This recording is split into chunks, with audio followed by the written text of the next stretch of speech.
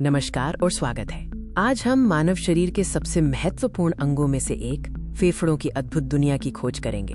हमारे फेफड़े श्वसन प्रणाली के प्राथमिक अंग हैं, जो हमारे शरीर में जीवनदायिनी ऑक्सीजन लाने के लिए जिम्मेदार हैं। आइए एक उच्च गुणवत्ता वाले 3D एनिमेशन से शुरुआत करें, जो दिखाता है कि हमारे फेफड़े सांस लेते समय कैसे फैलते और सिकुड़ते हैं। फेफड़े सिर्फ हवा भरने वाले गुब्बारे नहीं हैं, बल्कि वे अंग हैं जो हमें हर पल जीवित रखते हैं, लगातार ऑक्सीजन को अंदर और कार्बन डाइऑक्साइड को बाहर निकालते हैं। अब हम फेफड़ों की जटिल संरचना पर करीब से नजर डालते हैं। ये कैसे बने होते हैं और हवा अंदर कैसे जाती है। हवा सबसे पहले श्वास नली या विंड पाइप के माध्यम से प्रवेश करती है। ये फिर दो मुख्य मार्गों में बंट जाती है, जिन्हें दाएं और बाएं ब्रोंकाई कहते हैं, जो फेफड़ों के अंदर छोटी ब्रोंक्यूल्स में विभाजित हो जाते हैं। क्या आपने ध्यान दिया?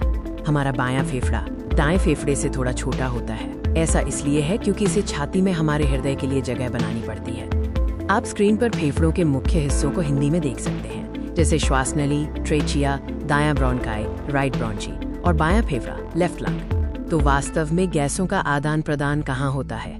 ये प्रक्रिया हमारी श्वसन का सबसे महत्वपूर्ण हिस्सा है। फेफड़ों के अंतिम छोर पर हमें लाखों छोटे हवा के थैले मिलते हैं, जिन्हें एल्वियोली या वायु कोष्ठिका कहा जाता है। ये वो जगह है जहाँ सारा जादू होता है।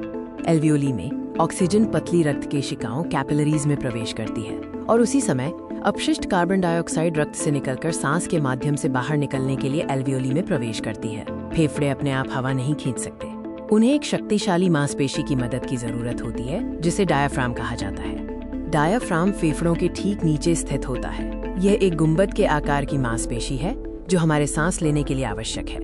जब हम सांस लेते हैं इनहेलेशन, तो डायाफ्राम नीचे चला जाता है, जिससे फेफड़ों में हवा खींचने के लिए जगह बनती है। जब हम सांस बाहर निकालते हैं एक्सहेलेशन, तो डायाफ्राम ऊपर जाता है, जिससे हवा बाहर निकलती है। अब जब हम फेफड़ों की संरचना और कार्य को समझ गए हैं, तो ये जानना महत्वपूर्ण है कि उन्हें स्वस्थ कैसे रखा जाए। फेफड़ों के स्वास्थ्य के लिए गहरी सांस लेने के व्यायाम, प्राणायाम और रोजाना शारीरिक गतिविधि बहुत जरूरी है। नियमित व्यायाम फेफड़ों की क्षमता बढ़ाता है।